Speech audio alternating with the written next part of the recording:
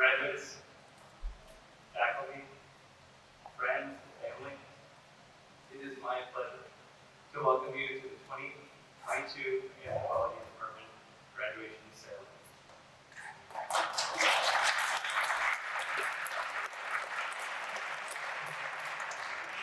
We thank you all for coming. My name is Tom Tibbs.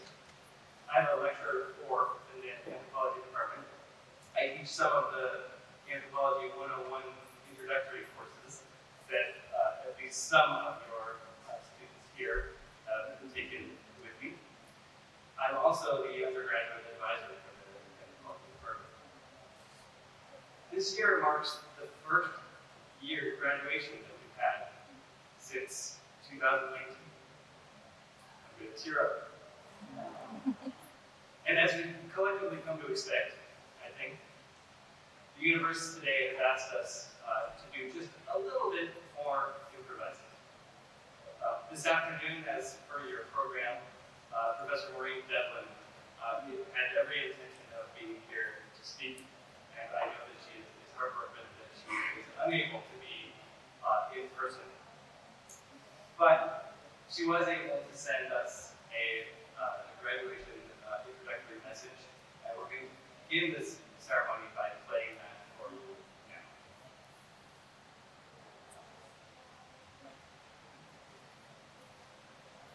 Good morning, everyone. My name is Maureen Devlin. I'm the Director of Undergraduate Studies in Anthropology, and I had very much hoped to be with you today, but unfortunately I've tested positive for COVID, so I'm going to have to share this message with you remotely. So first, I'd like to welcome the class of 2022 and all of your parents and relatives and friends and everyone who supported you on the way to today.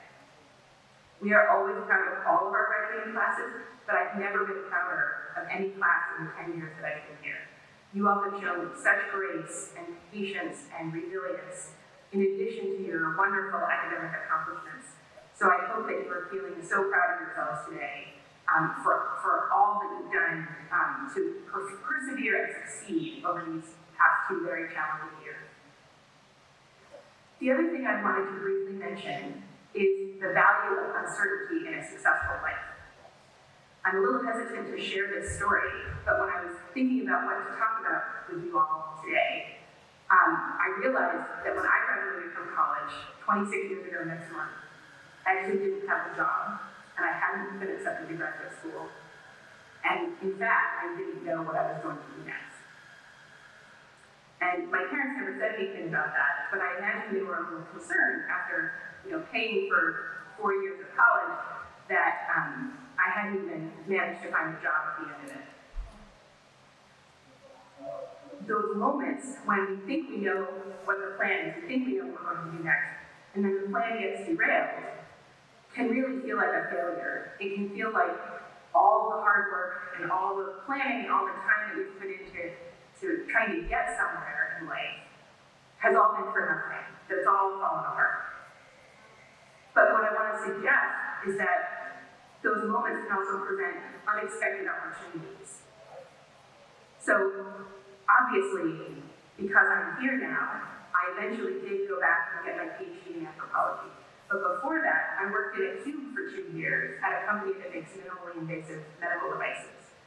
And I faced a crossroads there of, should I go back to school and get some new skills and continue on in the medical device industry, or should I do what I've always planned on and apply to graduate school to programs in anthropology?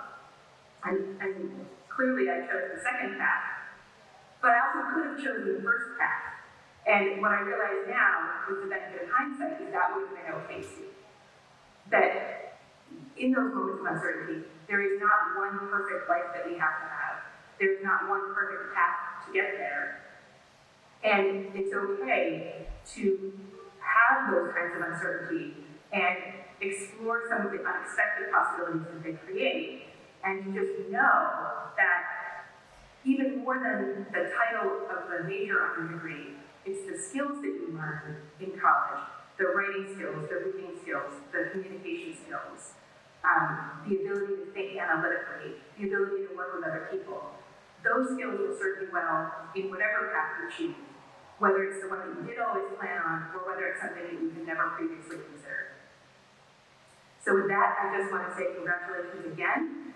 We hope that you'll stay in touch and let us know how you're doing. And best wishes to all of you. Take care.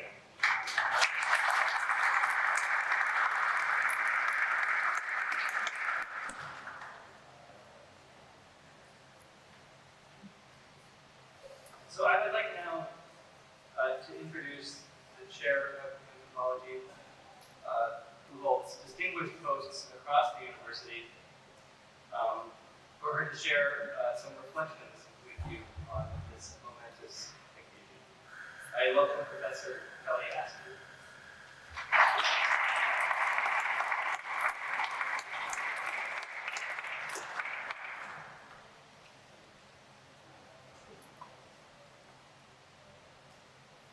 Welcome to all, especially to our graduates, whose accomplishments we celebrate today, and to their family and friends whose love and support helps them to reach this day. Congratulations many times over to you all. We are tremendously proud to send you, our graduates, out into the world.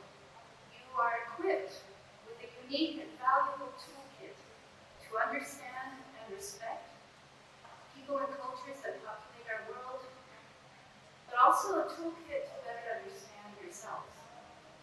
Let me share with you something that changed my life and set me on my path to a career as an anthropologist. It's called the Red Room Analogy, and I'm going to ask for some interactive input, but first, some personal background. My mother came to the United States to seek opportunities not available to her in her home country of the Philippines, where she was being pressured into a marriage not of her choosing. A cousin, my Tita Lucky, and lucky she was for my mom and ultimately for me, my Tita Lucky invited my mother to visit her in Los Angeles and helped convince my grandparents to let her come. They reluctantly agreed, and it would be 40 years before my mother would return to the Philippines. In Los Angeles, she met my dad, who worked in construction, and who shared a house, something I've never totally understood, with 7 Filipino architects. They fell in love, got married, and long before the TV sensation This Old House became famous, my parents fixed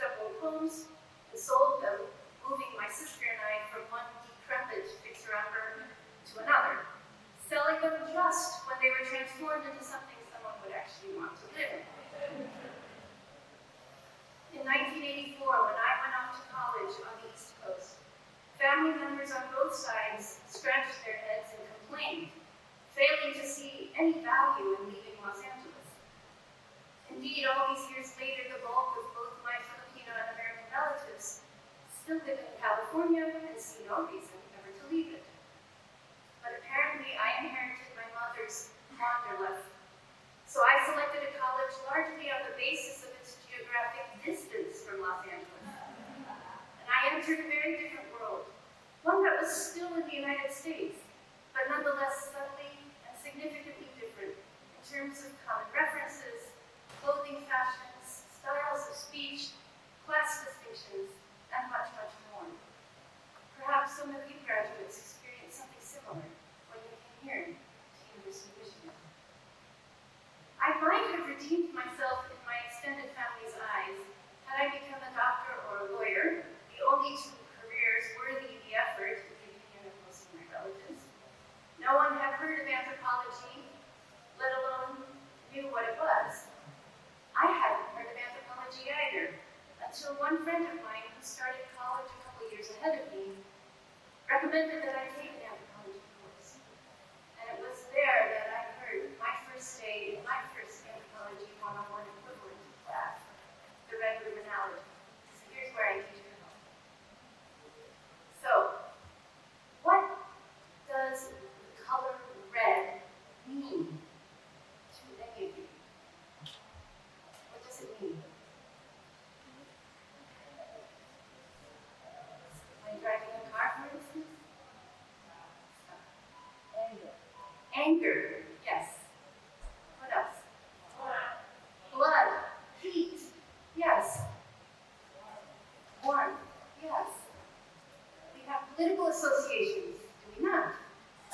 There's interesting one, not just one, but two, republicanism and communism. What about economically, to be in the red? Right? So red, and it means a lot on a particular date of the year, February 14th.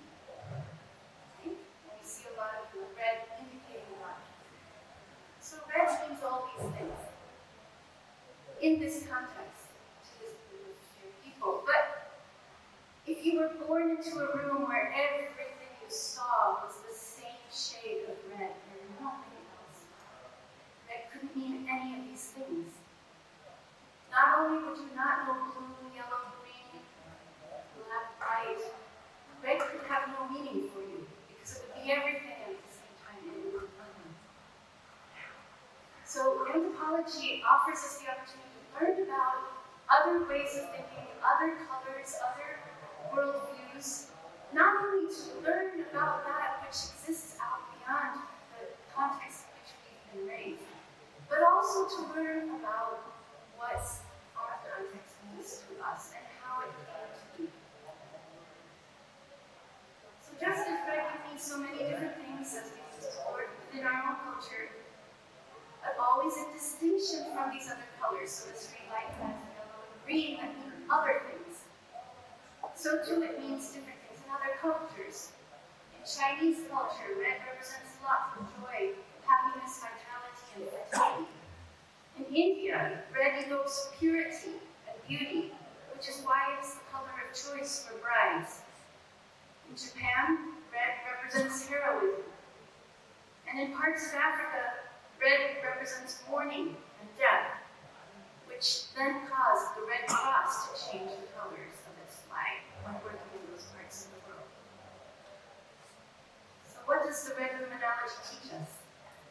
That it is often through comparison that one learns and discerns. This principle applies to many, if not most, of the disciplines represented here on campus: physics, biology, political science, literature. The comparative method reveals essences and characteristics that otherwise can remain hidden, often in plain sight. We live in a world that is deeply divided by politics, religion, race, ethnicity, gender, occupation, worldview, and historical experiences. Yet as a species, as humans, we share a common biological makeup, common linguistic capacities, however different the languages we speak may sound. We all require air, water, food, shelter, education, means of communication and transportation, and the ability to earn a living. We live in families, albeit ones that can vary considerably in size, and composition. And we share a common need for purposeful and meaningful lives. We tend to forget this as the differences betwixt us get amplified and continually reverberate in media forms today. Anthropology can help us remember and recenter our shared humanity. Anthropology can succinctly be defined as the effort to understand the world from a perspective not your own. This is true for each one of our 4 subfields: archaeological, biological, linguistic, and sociocultural anthropology.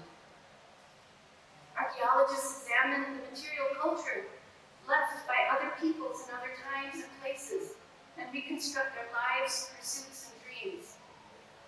Biological anthropologists examine our origins as a species, how we are different from, yet similar to, primate relatives, and how we evolved and continue to evolve biologically, ecologically, genetically, and cognitively today. Linguistic anthropologists look at how speaking, singing, reading, joking, texting, arguing, gesturing, and so on make us who we are. And sociocultural anthropologists study people living today across the world, right here in Ann Arbor, Detroit, further afield, aiming to better understand social existence in all its dimensions: cultural, religious, institutional, political, sociological, technological, economic, and so forth. As anthropologists, we ask difficult questions about how humans see the world, how moral and material interests shape our lives, how we evolved as species, and how our bodies, languages, and societies continue to interact and change. I'll leave you with another metaphor about trying to understand culture. It's a way of think of it as a filter through which we view the world. The phenomena we look at may be the same, but how we interpret it varies widely. Take, for instance, our hands. Our hands are appendages with typically 5 fingers. Yet, hands can convey meaning of many different kinds, depending where you are in the world. One must be careful of what hand gestures one uses, because they aren't always the same and don't often mean the same thing. So I've been with friends here from Tanzania where you call someone this way. And in restaurants, they're doing this and people are waving back. They're not getting the meaning across, right? So there are many other ways that the hand becomes an object of cultural meaning through the filter of our culture that raised us upon certain meanings to attach to the hand. Similarly, rain. Rain we think of often in the Judeo-Christian context as something to be sad about, something that was inflicted on people in early mythologies as a form of punishment. And yet in parts of the world where rain is scarce, we bless people with the idea that may rain shower upon you, may you always have rainfall on your face, from the southwest of our country to parts even further afield. So, meaning is applied to things that we all see and experience, but the meanings vary from place to place. So if ever there was a time that we needed anthropology's insistence on learning from other cultures and seeing the world from perspectives not our own, it is now. I, for one, am truly grateful to be an anthropologist, a teacher, a scholar, and a policy advisor. But parents, as a fellow parent, I know you must be thinking this is all well and good, but how will my child support themselves with this degree? Let me assure you, anthropologists are actually in high demand. Our graduates find jobs in all kinds of careers, from policy work to local and international development, to museum studies, translating cultures in ethical and helpful ways through objects and displays, from the conservation of parks and forests and unique ecological zones, to cultural resource management of historical and archaeological sites. Our graduates go on to attend medical school, where they're training to recognize different understandings of what counts as health, or disease, or well-being are valued, especially in a time period when immigration brings people from all over the world to almost any health center for treatment. Our graduates friends go on to law school where they're training and recognizing and respecting different kinds of authority and modes of governance is welcome. And they go on to careers in business where corporations hire them to do user experience research on how consumers use their products. They will find their way, as I did and as my colleague Maureen did. Earlier this week, I was at the United Nations. I was attending the United Nations Permanent Forum on Indigenous Issues, which occurs for 2 weeks every year. And people from all over the world come, from the Amazon, from New Zealand, from Africa, to lay claim on their rights as Indigenous peoples, to their own futures and to self-determination, their rights to their territories and their resources. Anthropologists are needed, and I'm happy that with this graduating cohort, we are sending more out into the world to help us mitigate the fear of difference and rejection of alternative points of view. Thank you, graduates, for your interest in making the world a better place and in persevering with your studies during a global pandemic, the like of which none of us have seen or imagined. Thank you, parents and friends, for supporting your students as they pursue a better world on behalf of us all. Thank you to the faculty members, the student advisors, the staff, the anthropology department that enable us to do our work. Good luck and go blue.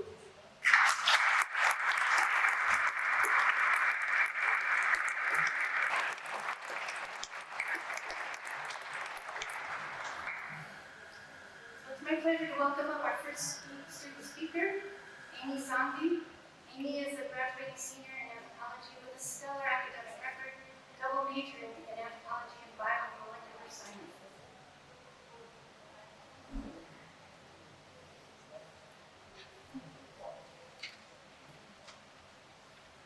Hi, yes, my name is Amy. I'm super excited to be speaking here today. Just to quickly introduce myself again, I'm a double major in anthro and biomolecular science, and in the fall I'll be attending medical school. So, what drew me to my very first anthropology class, Anthro 101, my first semester freshman year, was that it was the only open class that fit my schedule.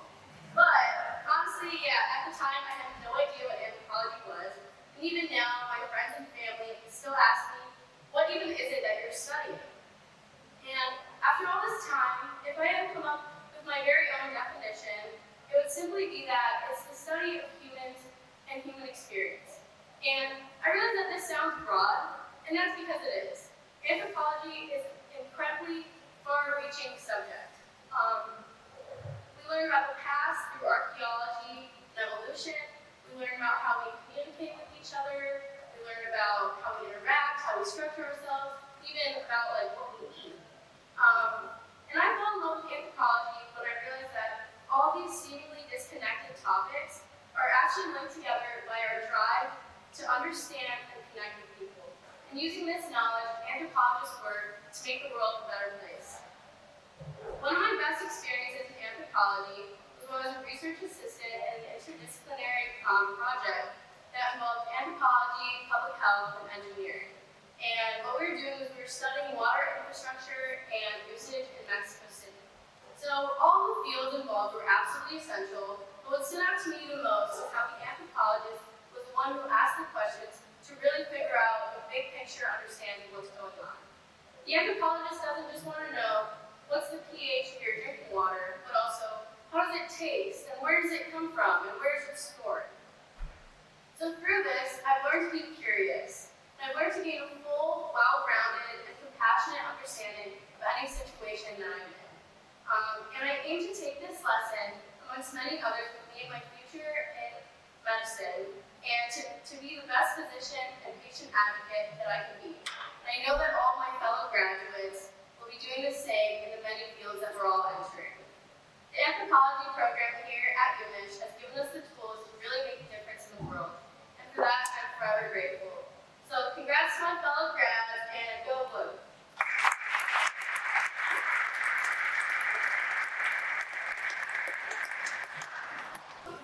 Which chronicles the complex oral history of his grandfather, an anthropologist who grew up in the mountains of the Philippines.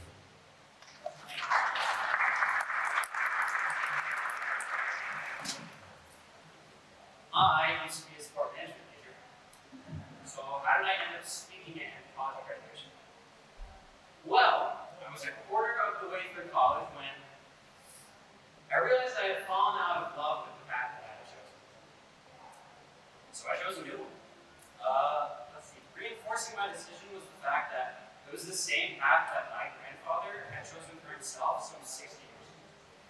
Like him, I chose to become an anthropologist, like all of us. So, the only thing is, what exactly is anthropology? I don't know if I am speaking for all of us when I say this, but personally, I've been asked this question probably hundreds of times, and I've probably given that many different answers. So, for this event, I called up my friend Merriam-Webster, and I asked them what they thought about anthropology. They said that anthropology is the science of human beings. I say that it's more like a few scoops of psychology, a little bit of biology, stir in some sociology, and a little bit of history for flavor. So, but regardless of its definition, anthropology has given all of us the opportunity to learn about human beings all across the world and at all levels of society. I think I do speak for all of us when I say, thank you to our professors for teaching us about it. So about that path I chose, it ended up leading me back to my ancestors. I wanted to collect and record my grandfather's stories from his early life in the Philippines. And the result of our work ended up being a thesis that was a lot of fun to write and hopefully very fun reading too. So, by the way, I would highly recommend asking the elderly members of your family to tell you their stories. We'll probably next time. So, anyways, I'm very happy that my path led me here today. We did it, and thank you for all your support.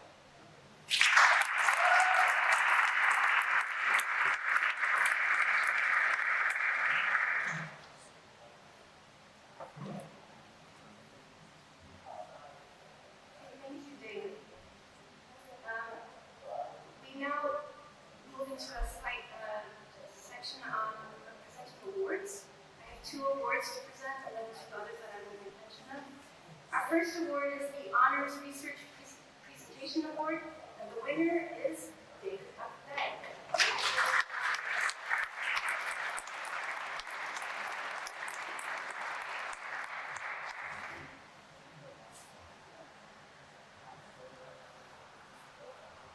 Our second award is the Excellence in Honors Research and Academic Achievement Award, which today goes to Madison Holden.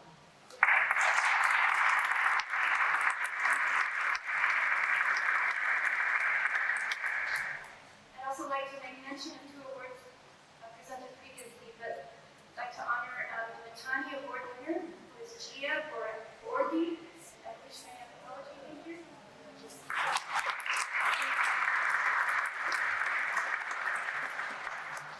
And also that the Marshall Summers Award for the LSA Honors Program is also went to Madison Holden.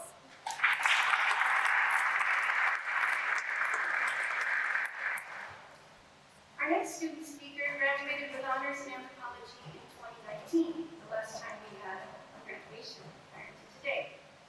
She wrote an award-winning thesis, Laboring to Conceive, the Socio-Material Making of a Queer Mother.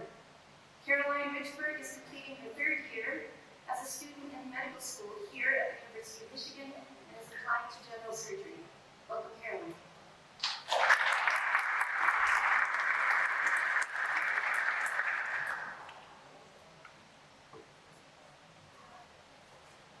Hello everyone, and thank you so much for the warm welcome and for having me here today.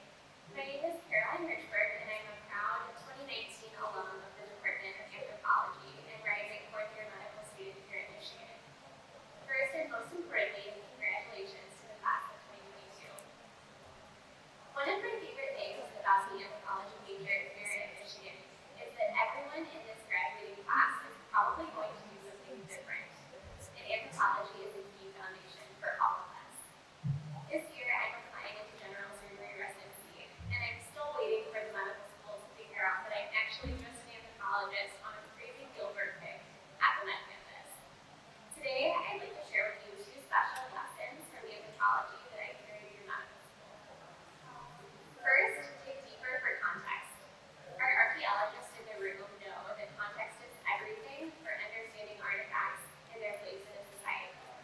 In medicine, I'll tell you the same is true. A patient about my age with breast cancer told me before her surgery that she had, quote, a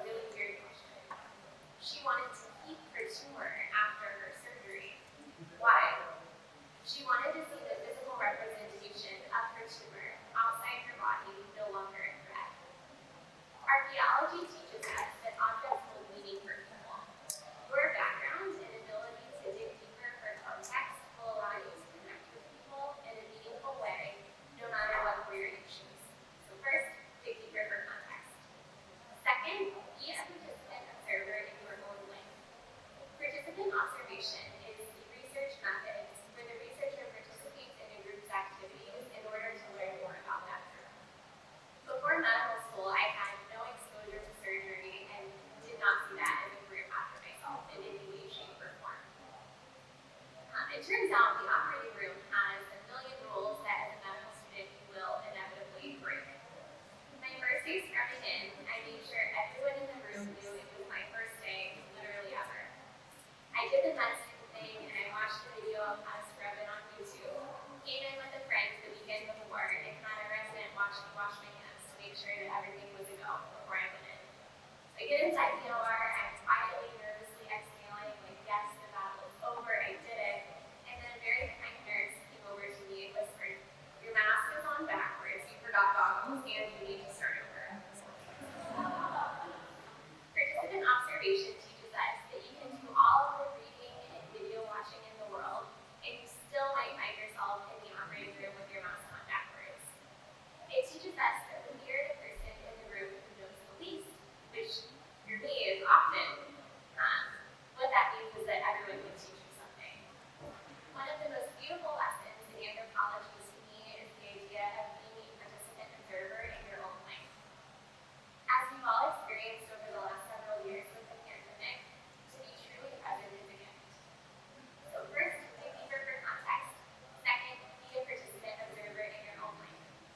Anthropology teaches us, through example, that there are an infinite number of ways to be human, and none of those is the right way.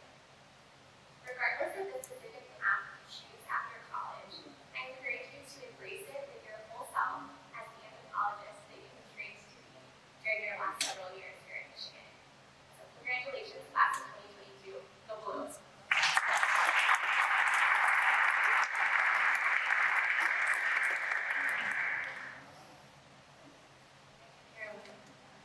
Our final student speaker has a distinguished academic record, graduating with a major in evolutionary anthropology.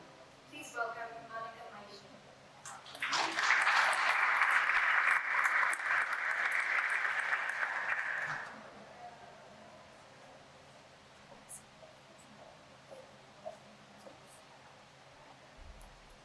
Good afternoon. First and foremost, I would like to thank everyone for attending today, especially those who have traveled a long way to get here, and those like my family who are here despite observing Ramadan. When I was asked to speak at today's graduation ceremony, I was given a set of prompts that I could answer. And I'm a college student, so I did what every other college student would do. I chose the one that was easiest to answer. The prompt read, what is the most interesting part of your program? And the answer is bones. I got to touch bones, real human bones, and non-human primate ones as well. At first, all the bones that were presented to me in my lab looked the same. They look like bones, a hard, brownish, white material made of calcium phosphate and collagen. I mean, I couldn't tell the difference between a chimpanzee bone and a human bone, but the more I examined each of the bones, the more I discovered that there were distinct differences that made some of the bones unique to us. Differences that made us human, literally. And it's not like the human bones were all the same either. We all know that the bones in your arm do not have the same function as the bones in your legs. I mean, can you imagine having 4 legs instead of 2 arms and 2 legs? That wouldn't make us human. That would make us a kitchen table. All of the bones are necessary as a part of your skeleton, and they can be intricately pieced together to form a story. That's why we're able to learn what the people from our evolutionary past were eating, how they were walking, and how they were talking, if they were talking. Evolutionary anthropology taught me to identify the things that make us different so that we can understand how to piece them together. To deny that everything and everyone has something different to offer is to deny the traits that make us unique. That being said, I am unique, you are unique, and each of us can be pieced together to form the graduating class of 2022 because we have a story to tell as well. And I can tell that it's good because I can feel it in my bones.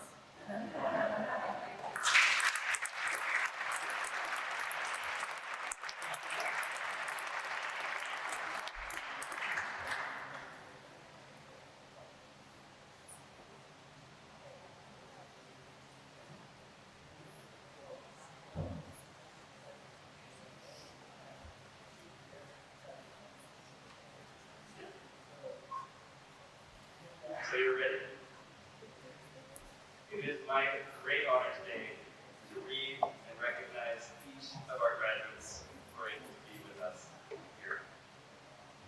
As I read your names, I want you to know how proud we are of all you have done, how confident we are in your strength, in your resilience, and all that you will go on to do. As I read your names, please come across the stage to receive the graduation school from Dr. Lisa Young. And from there, please take a moment to pose for a picture with Professor Kelly Askew.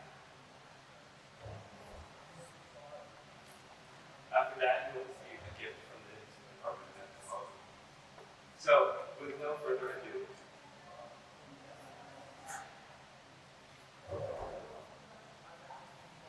Ishan Akhtar.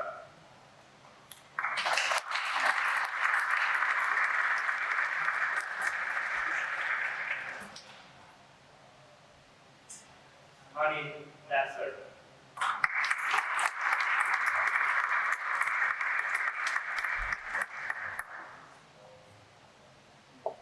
Hope Showalter.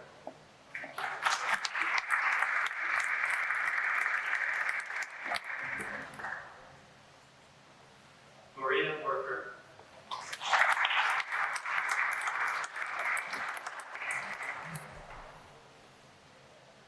Chloe Sear. Alexis Sarah Fine.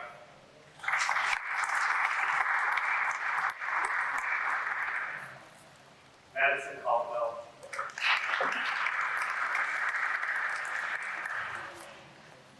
Amy Sangree.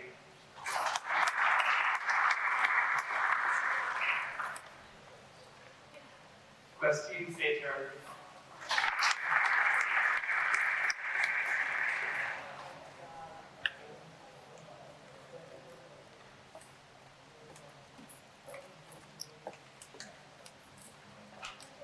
Steph Lieber.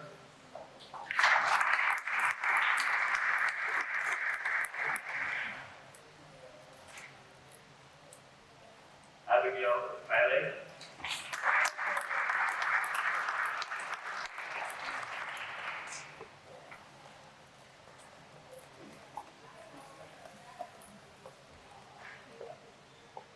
Maria Sabrino.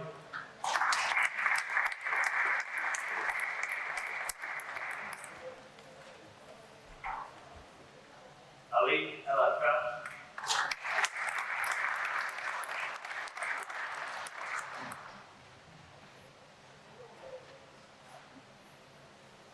Trevor Dunn.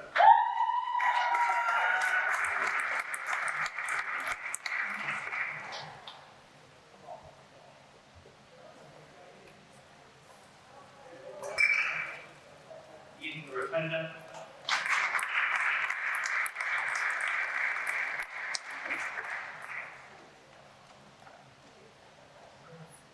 Carrie Anderson.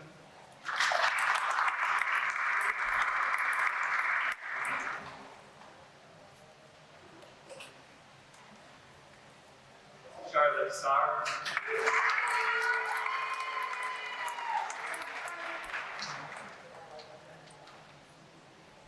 Caitlin Warner.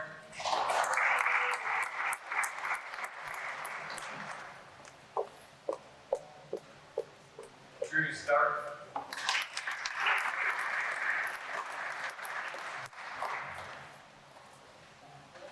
Catherine Springer.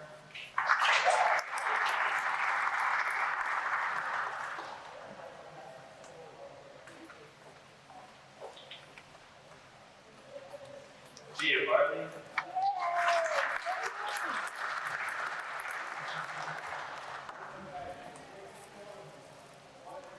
Anita Maitland.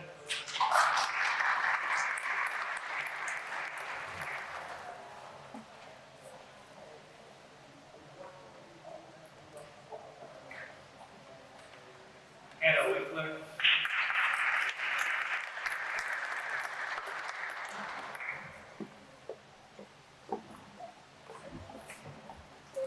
David Magdaya.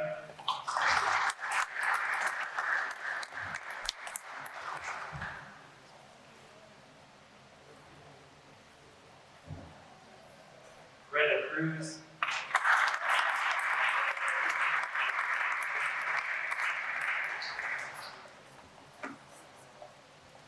Jordy Mites.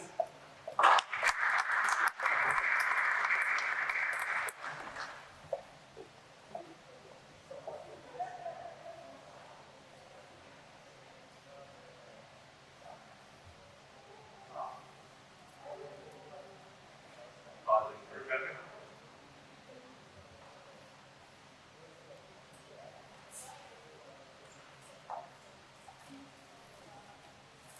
Matthew Kidd.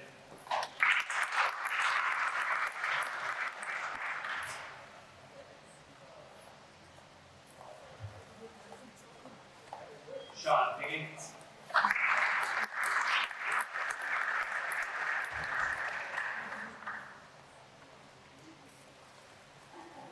Samuel Margolis.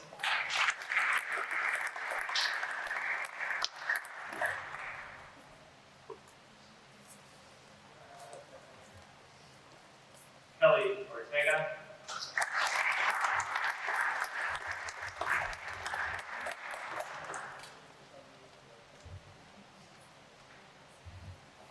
And Jamie Hubbard.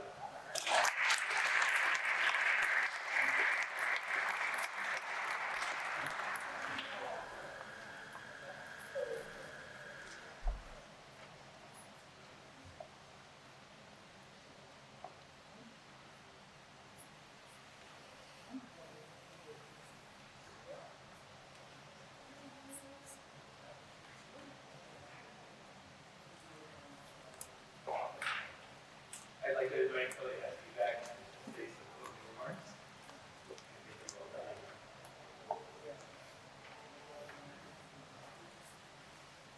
Just one more time, I want to thank everybody, especially the graduates, for the hard work that you put in to being here today. To the supportive parents, friends, and significant others.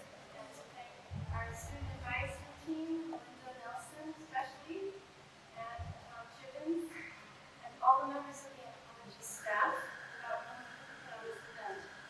So, special thanks to Amy, Julie, Kat, Helen, and Ryan. Good. Thank you.